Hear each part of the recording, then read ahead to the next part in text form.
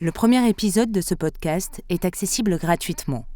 Pour écouter la suite, rendez-vous sur le site ou l'application Mediapart. De l'enquête au procès, les grandes affaires de Mediapart en podcast. C'est nécessaire de parler.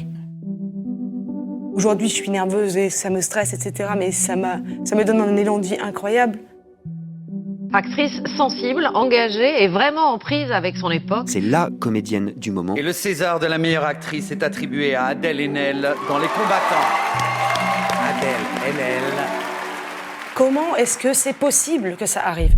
Nouveau soupçon d'agression sexuelle dans le milieu du cinéma. L'actrice Adèle Haenel affirme... Qu'est-ce qu'on a tous comme responsabilité collective Prise de parole pour que ça arrive ? courageuse, inédite dans le cinéma français. 2 ans après la naissance du mouvement MeToo, Adèle Haenel... Le silence n'a jamais été sans violence. Sort du silence. Le silence est une immense violence. Adèle Haenel brise un nouveau tabou. C'est ainsi que Mediapart, le 3 novembre 2019, titre une grande enquête consacrée aux violences sexuelles que l'actrice aurait subies quand elle avait entre 12 et 15 ans de la part du réalisateur Christophe Ruggia. L'enquête va rencontrer un écho hors du commun, constituant un tournant dans l'histoire de MeToo en France. 5 ans plus tard, le 3 février 2025, Christophe Ruggia vient d'être condamné en première instance à 4 ans de prison, dont 2 ans ferme avec un bracelet électronique, pour agression sexuelle sur mineur par le tribunal correctionnel de Paris. Il a annoncé faire appel de cette décision. Dans ce podcast, en 4 épisodes, Marine Turki, la journaliste qui a mené l'enquête, nous raconte cette histoire qui aura eu un impact à nul autre pareil en France. MeToo, le séisme Adèle Haenel. Premier épisode, le hasard d'une rencontre. Cette enquête, Marine Turki, elle commence dans des circonstances qui ne sont pas banales. Oui, c'est vrai, on est le 12 avril 2019, je suis invité à une fête, un grand événement où il y a une centaine de personnes, des journalistes, des gens du cinéma, des gens d'horizons divers. Moi, je suis pas parisienne à la base, donc le monde du cinéma, c'est un monde que je connais peu à l'époque, je côtoie pas des stars de cinéma. Mais là, c'est un événement assez large, on est nombreux, et Adèle Haenel est là. Moi, je la connais pas, c'est la première fois que je la rencontre. Et en fait, on va avoir l'occasion d'échanger ce soir-là parce que la fête se poursuit chez l'une des invitées avec quelques personnes. Donc à ce moment-là, on est en petit comité, il est près de 5h du matin, tout le monde est fatigué. On boit des tisanes, l'ambiance est vraiment au chuchotement et donc c'est assez propice aux confidences. Quand Adèle Haenel, elle comprend que je suis journaliste à Mediapart et que je travaille sur les questions de violence sexuelle, elle raconte son histoire. Et on comprend autour de la table qu'elle a été agressée sexuellement par Christophe Ruggia, qui est le réalisateur de son premier film, Les Diables. Oui, Les Diables, c'est le tout premier rôle d'Adèle Haenel au cinéma. Elle a été repérée alors qu'elle avait 12 ans et qu'elle a accompagné en fait son frère à un casting. Le film sort en 2002 et il raconte l'amour incestueux de 2 orphelins fugueurs, Joseph qui est interprété par Vincent Rottier et Chloé, interprétée donc par Adèle Haenel qui joue une jeune autiste. Pour l'instant, Chloé, elle va rester avec nous. On va y aller à cette maison. Comme on l'avait prévu. Chloé.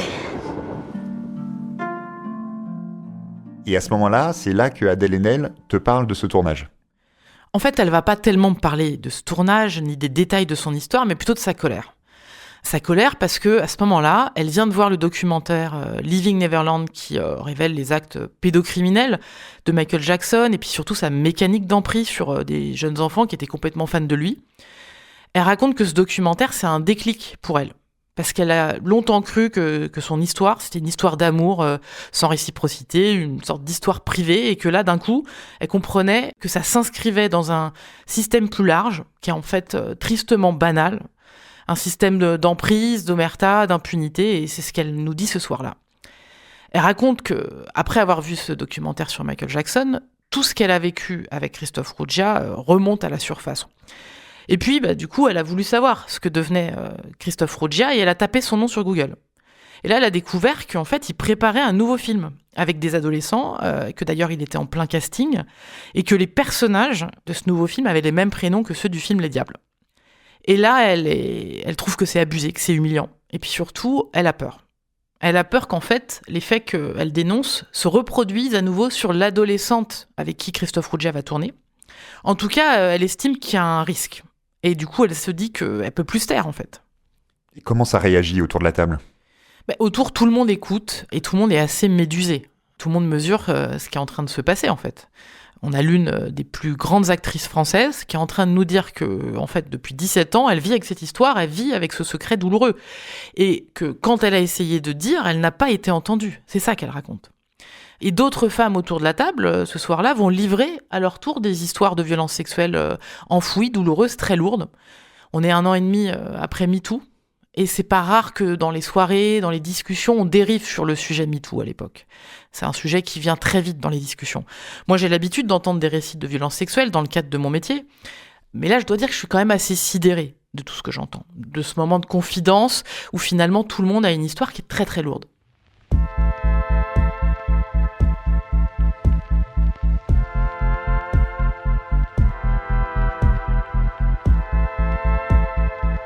Les Diables, c'est son premier film, mais depuis, Adèle Haenel, elle a fait une immense carrière déjà, bien qu'elle n'ait que 30 ans. Oui, Adèle Haenel, quand je la rencontre, elle a déjà 2 Césars au compteur, et puis 16 films. Elle a fait plusieurs fois le Festival de Cannes, elle a tourné avec les plus grands, les frères Dardenne, André Téchiné, Céline Sciamma, Bertrand Bonello, et puis Robin Campillo, avec qui elle a fait 120 battements par minute. Elle est au sommet de sa carrière, et elle commence même à être connue internationalement. Et pourtant, ce film, Les Diables, a été presque gommé de son histoire. Moi, je pensais d'ailleurs que son premier film, c'était La naissance des pieuvres de Céline Sciamma. Personne n'a entendu parler des Diables, ou presque, et pour cause, parce qu'Adèle Haenel est gênée de parler de ce film, elle en a honte, et elle ne veut plus l'évoquer dans sa filmographie. À tel point que quand les médias l'interrogent sur son premier film, elle évite les questions, ou elle ne veut pas en parler, et on comprendra plus tard pourquoi. D'ailleurs, on a retrouvé une archive qui date de 2010, où le journaliste Laurent Carpentier l'interroge sur ce film. Elle esquive, mais elle répond quand même quelque chose. On l'écoute. Ça doit être fascinant pour quelqu'un de pouvoir vraiment façonner un acteur. Et quand il est petit, c'est plus facile. Et je pense que c'est pas forcément de la méchanceté ou quoi, mais ils se rendent pas compte qu'ils dépassent les bornes de ce qu'ils doivent faire chez quelqu'un, de l'endroit où ils doivent être. Mais ça part pas forcément d'une mauvaise intention, c'est juste une espèce d'ivresse de pouvoir faire des trucs. Je sais pas comment dire. Il y a un truc de mainmise qui est hyper forte et c'est ça qui est dangereux en fait, c'est vraiment la mainmise. T'as une personne qui t'a amené vers la lumière et qui t'amène aussi la connaissance, tout ça, le fait d'aller dans des soirées cool, que les gens t'aiment bien, que tout le monde te trouve super, etc. Ça engendre forcément une relation de pouvoir, quoi. Mais aujourd'hui, je pense que ça m'arrivera plus. Et donc auprès de toi ce soir-là, Adèle Haenel détaille un petit peu plus ce qu'elle esquissait déjà en 2010. Est-ce que ça t'est arrivé auparavant d'entendre dans un cadre privé un récit dont tu te dis qu'il pourrait faire un usage professionnel ? Alors évidemment, on est des citoyens, on est quand même ancrés dans la vie quotidienne, on rencontre des gens, parfois aussi les gens se confient parce qu'on est journaliste, justement, ils le savent, mais c'est quand même pas la manière la plus courante dont on recueille des sources et des informations. La plupart du temps, c'est quand même dans le cadre professionnel. Est-ce que, à l'issue de cette soirée, le lendemain matin, quand tu te réveilles, tu te dis quoi ? Que tu vas recontacter Adèle Haenel ou bien t'es gêné ? Comment tu réfléchis ? En partant ce soir-là, Adèle Haenel, elle m'a tendu une perche. Elle a dit que si ça nous intéressait, elle était disponible, que de toute façon, elle était dans la démarche de parler à l'époque. À l'époque, elle pense même qu'elle va peut-être parler à travers les procédures internes au monde du cinéma, la société des réalisateurs de films, peut-être une lettre, ou bien parler avec le collectif 50-50 qui s'est créé avec l'affaire Weinstein et qui milite pour davantage de parité et une plus grande place des femmes dans le cinéma. Donc elle est déjà dans ce moment-là, donc notre rencontre c'est un alignement des planètes, comme elle le dira plus tard.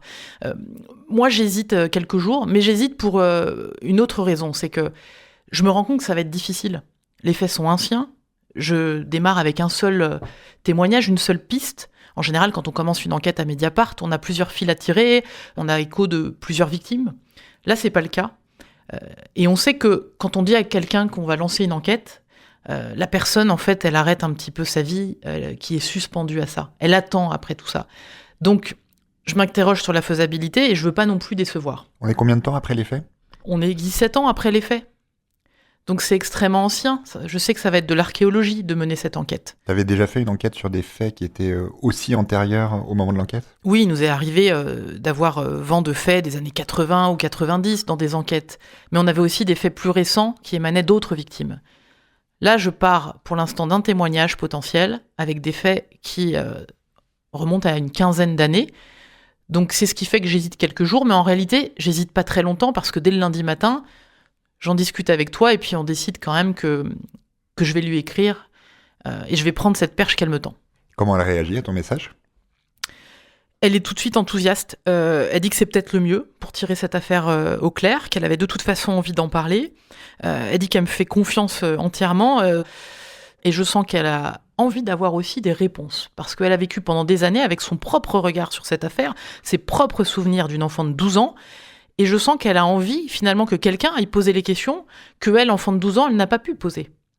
Donc elle ne s'attend pas à ce que son seul témoignage suffise, parce qu'on peut imaginer une grande star du cinéma comme ça, qu'elle veuille accorder une interview où elle livrerait sa seule vérité et qui ne s'accompagnerait pas d'une enquête. Elle comprend ta démarche. Non seulement elle la comprend, mais elle adhère à 100% à la démarche d'une enquête. Elle veut des réponses, des détails. Elle veut savoir comment on a pu laisser une enfant de 12 ans aller tous les samedis chez un réalisateur de près de 40 ans. Elle veut savoir pourquoi on l'a laissé aller à l'autre bout du monde dans des festivals internationaux avec cet homme dont tout le monde a dit ensuite qu'il était très tactile, qu'il l'avait mis sous emprise, qu'il l'avait isolé de sa famille. Elle veut comprendre en fait les souvenirs des gens. Et pour elle, chaque interview que je ferai sera une quête de vérité. Et pour toi aussi, c'est la seule issue possible, une enquête. Tu ne te poses pas la question d'un simple témoignage. C'est inenvisageable de faire une interview. C'est pas du tout notre méthode d'enquête à Mediapart. Nous, notre méthode, c'est de recouper tout ce qu'on trouve, mais aussi d'avoir une multiplicité de paroles, de témoignages, de tout vérifier. Donc j'envisage à aucun moment de faire une simple interview.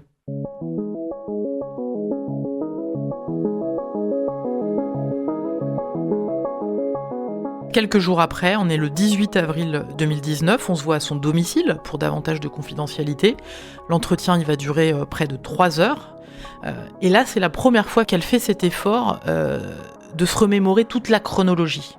La chronologie du tournage, du film, de la promotion de ce film, les années qui ont suivi, les confidences aux personnes de son entourage, aux personnes du tournage des Diables, les moments où elle a essayé de dire.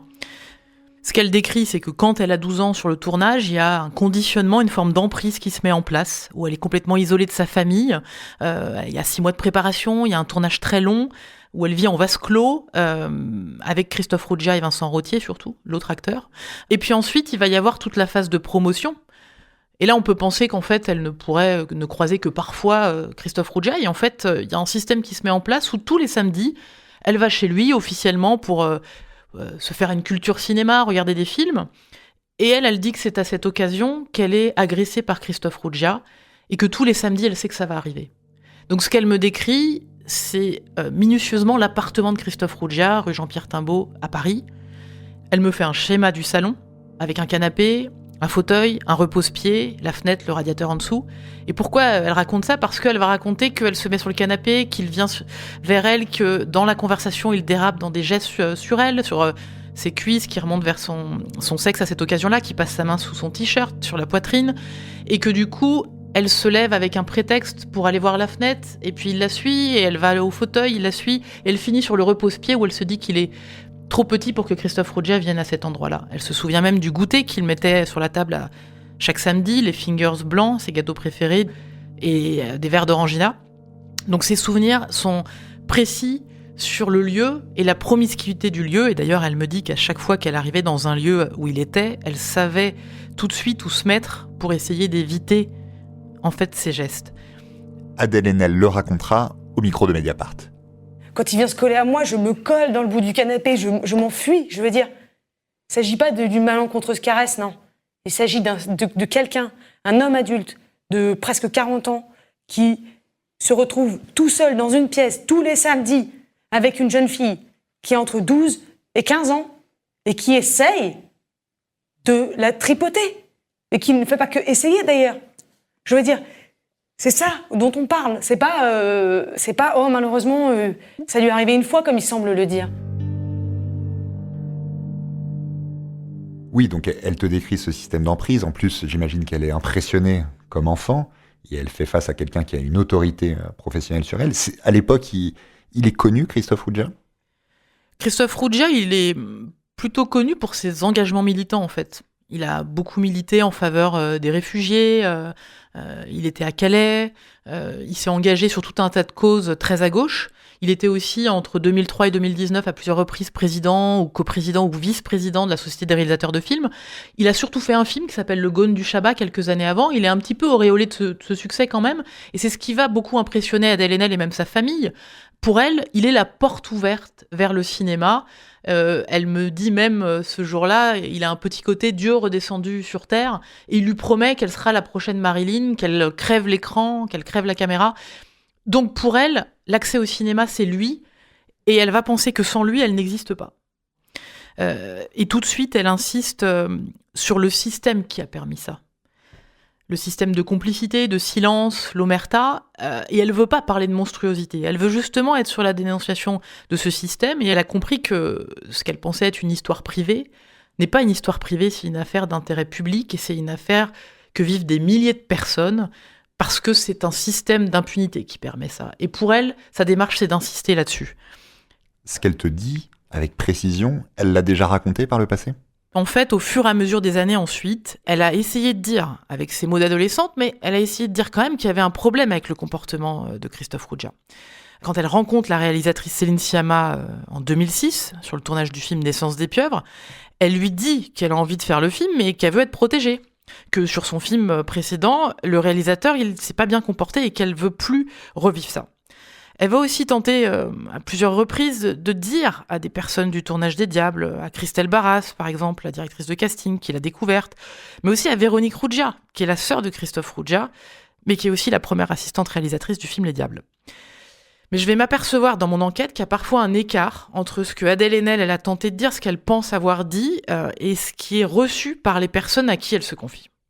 J'imagine que tu lui demandes, outre le fait qu'elle s'est confiée, de ci, de là, comme tu l'as dit à certaines personnes, si ça lui est passé par la tête, comme on le demande toujours, de se confier à la justice, de saisir la justice. Je lui pose évidemment cette question, si elle a songé à parler avant, et notamment à la justice, et ma question lui semble extraterrestre.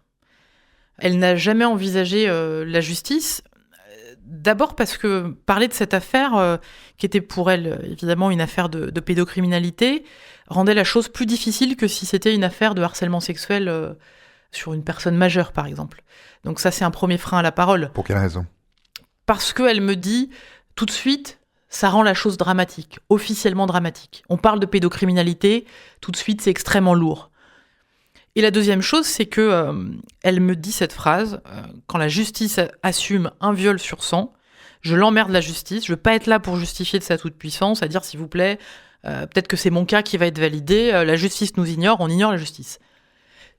C'est rare d'entendre une parole aussi tranchée et articulée et très politique, en fait, sur la justice.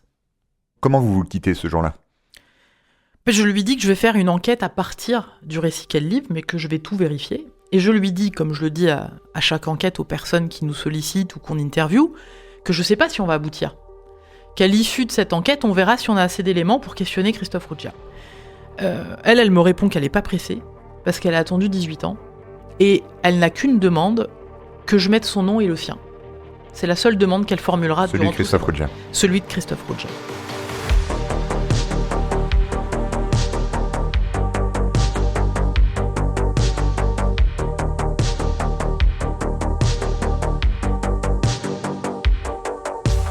Comment tu t'imagines l'enquête à ce moment-là ? Tu sors de chez elle et tu es persuadé que tu tiens quelque chose d'important.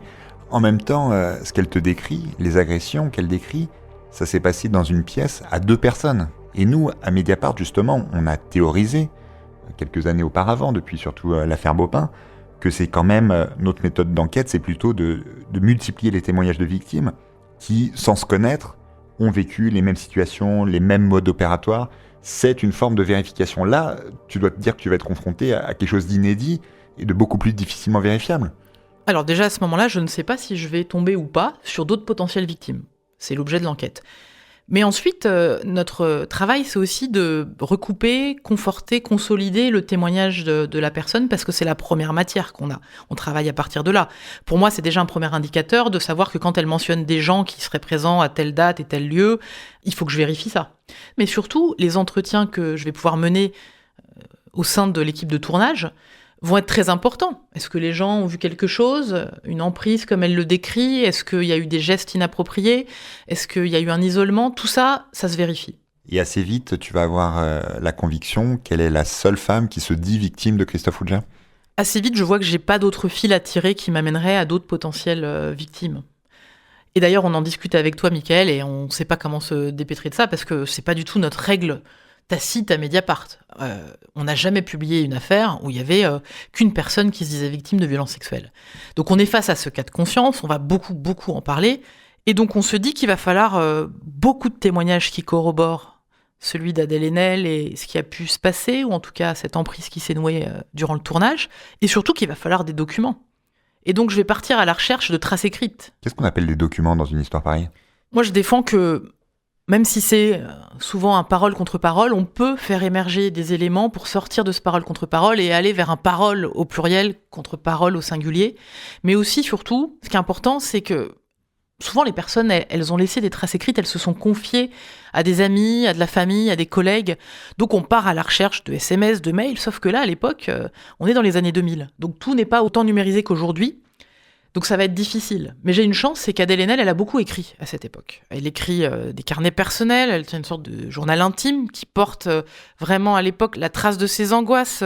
Et on sent qu'il y a un lourd secret à porter, mais qu'elle ne nomme jamais.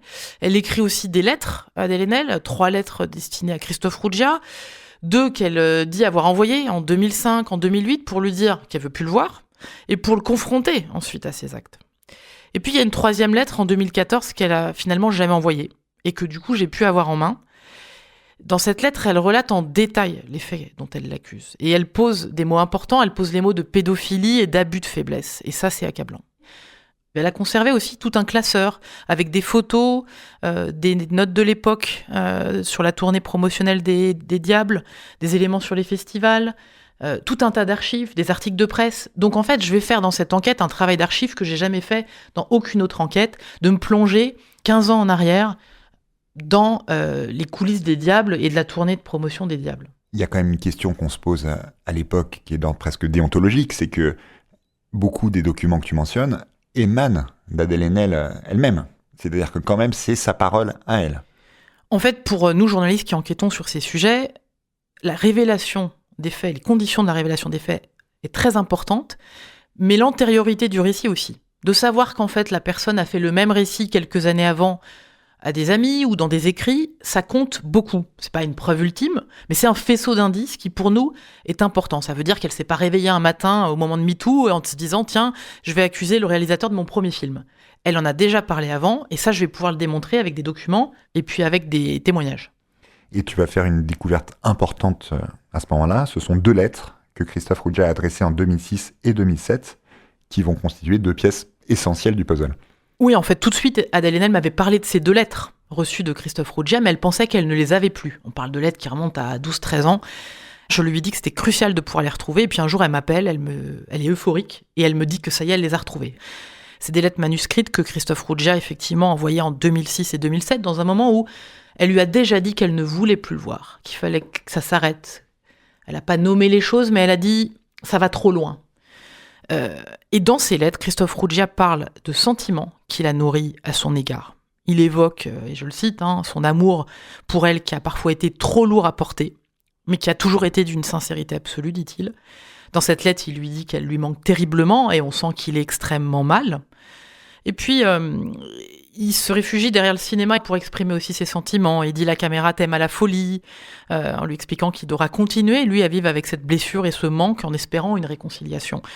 C'est assez choquant. À l'époque, elle est adolescente et lui, il a autour de 40 ans.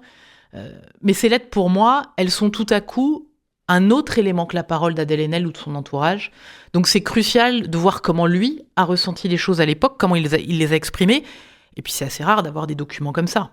Des confessions de sentiments amoureux d'un réalisateur d'une 40aine d'années à une adolescente.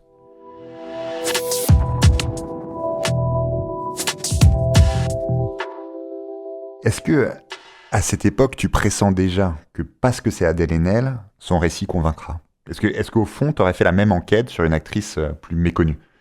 Non, je pense même que c'est parce que c'est Adèle Haenel, mon enquête, elle doit être d'autant plus béton, parce qu'elle est très exposée, très connue, et qu'on ne me loupera pas au tournant, et qu'il faudra vraiment que ce soit extrêmement documenté. Ce que je sais en revanche, c'est qu'aucune actrice de cette envergure, de ce niveau de notoriété en France, n'a raconté son cheminement du silence à la parole. Et donc, au-delà de convaincre, je sais que c'est un récit singulier. Mais je travaille comme sur n'importe quelle enquête. Oui, parce que autant aux États-Unis, il y a eu l'affaire Weinstein, qui a été le tremblement de terre qu'on connaît et qui a lancé MeToo, autant en France, dans le milieu du cinéma, il n'y a pas encore eu grand-chose, non, à l'époque ? Non, à l'époque, on en est à un niveau assez préhistorique de MeToo en France. MeToo a été beaucoup plus silencieux, beaucoup plus taiseux. En France, on donne l'impression de ne pas vouloir avoir notre Weinstein français.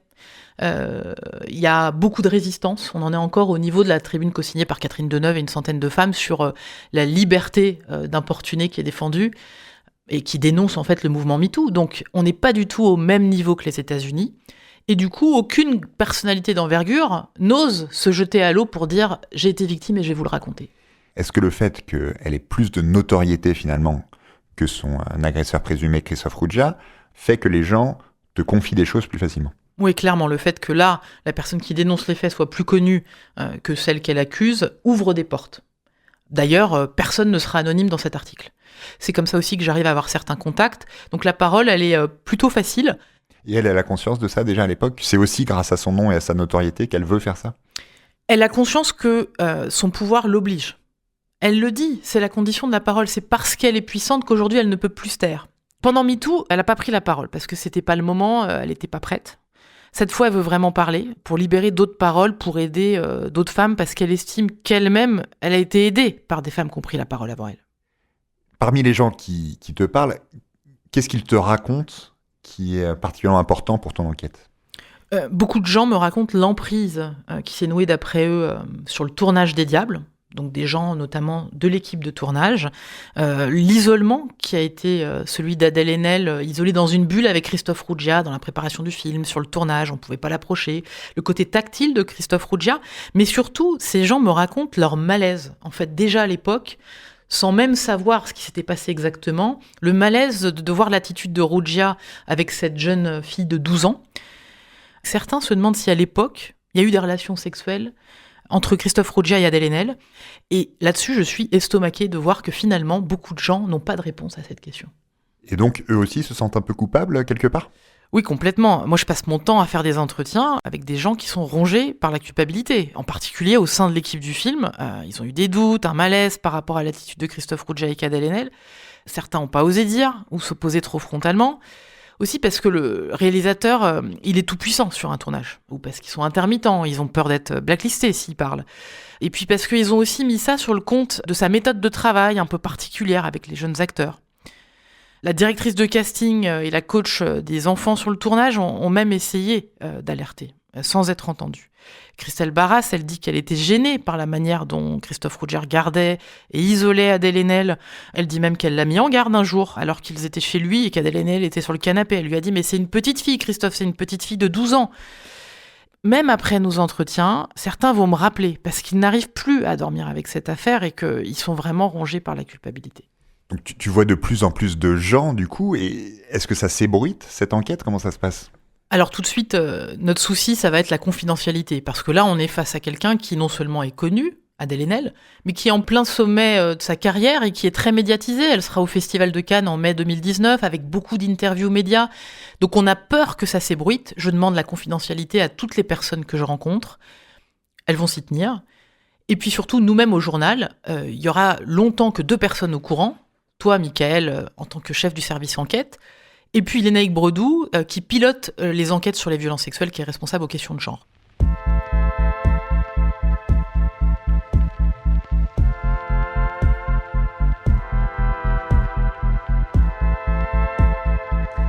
Quel rapport tu as avec la famille d'Adèle Haenel ? Tu as dit que tu les contactais, bien évidemment. Comment ça se passe ? Comment ils vivent ton travail ? Alors, sa mère accepte tout de suite de me rencontrer, très longuement, à Mediapart, et ce sera un témoignage crucial, parce que je me rends compte que sa mère, à l'époque, a compris qu'il y avait un malaise énorme, qu'elle se rend même sur le tournage à Marseille, qu'elle part avec l'idée qu'il y a quelque chose de bizarre, que cette relation entre Adèle Haenel et Christophe Rougier, la manière dont lui se comporte avec elle, la met mal à l'aise, à tel point que quand elle revient du tournage en voiture, elle s'arrête sur l'autoroute pour appeler sa fille et lui dire « Mais qu'est-ce qui se passe avec Christophe Rougier ?» J'ai interviewé aussi son petit frère, et puis une amie de l'époque qui avait rencontré Christophe Rougier pour recueillir leurs souvenirs, mais c'est avec le père d'Adèle Haenel que ça va vraiment coincer. Il veut pas entendre parler de cette enquête. Pour lui, ça relève même de la presse people. Il comprend pas aussi la démarche de sa fille, de vouloir parler de cette affaire 15 ans après. Pour moi, c'est important de pouvoir l'interviewer, parce qu'en fait, c'est souvent lui, le samedi, qui emmenait sa fille en voiture chez Christophe Rougier. Pour Adèle Haenel aussi, d'ailleurs, c'est important. Elle a besoin de réponses, elle a besoin des souvenirs de son père. Et finalement, en juin 2019, c'est le frère d'Adèle Haenel qui va convaincre leur père d'accepter de me parler. Il accepte seulement un entretien au téléphone, ce qui n'est pas idéal pour moi. Je préfère évidemment, dans ces affaires, pouvoir rencontrer les gens, se parler de visu, mais c'est quand même un premier pas. Il est très aidant pendant cet entretien, il tente de rassembler ses souvenirs, mais je vois aussi qu'il ne comprend pas ces questions des violences sexuelles, ces questions d'emprise. Il va me demander que son nom ne figure pas dans l'article. Et 2 mois plus tard, il va même tenter de convaincre sa fille de tout arrêter, en lui disant que Christophe Rougier a fait une grosse faute, mais que c'est aussi une histoire malheureuse, tout ça. Une histoire qui se situe quelque part entre Pygmalion et Lolita, c'est ce qu'il lui écrira dans un mail. Et puis il a peur que la justice s'empare de cette affaire, et il lui demande de pardonner à Christophe Rougier et d'oublier. Donc au fil des mois, finalement, il va avoir des attitudes assez contradictoires. À l'époque, tu te dis qu'il fait obstacle aussi, peut-être parce qu'il se sent coupable de quelque chose ? Sa réaction, elle est symptomatique d'autres réactions qu'on voit dans ce type d'enquête, c'est-à-dire qu'évidemment, ça renvoie les gens à leur culpabilité, à leur silence, à ce qu'ils n'ont pas fait, ça interroge leur comportement, en fait. Donc clairement, les entretiens avec les parents d'Adèle Haenel seront empreints de cette culpabilité qui n'est jamais formulée comme telle, mais qui transpire dans l'entretien. Tout ça, ça fait faire des allers-retours à Adèle Haenel ? Elle se pose des questions, elle se réinterroge, elle doute parfois ? Non, Adèle Haenel, elle est déterminée au dernier degré, comme elle me dit. Plusieurs fois, je lui laisse la porte ouverte. Je lui dis qu'il n'y a pas d'obligation à parler. À chaque fois, elle réaffirme son souhait d'aller au bout de cette enquête, même si elle est très affectée par les obstacles qui se dressent. Elle veut que cette enquête, elle existe, elle veut qu'on continue.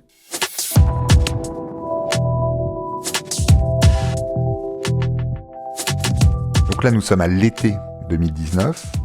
Tu sens bien que l'enquête peut aboutir, qu'il faut la mener jusqu'au bout, mais comme souvent dans ce type d'enquête, le chemin va s'avérer plus long et escarpé que prévu, comme nous le découvrirons dans le 2e épisode.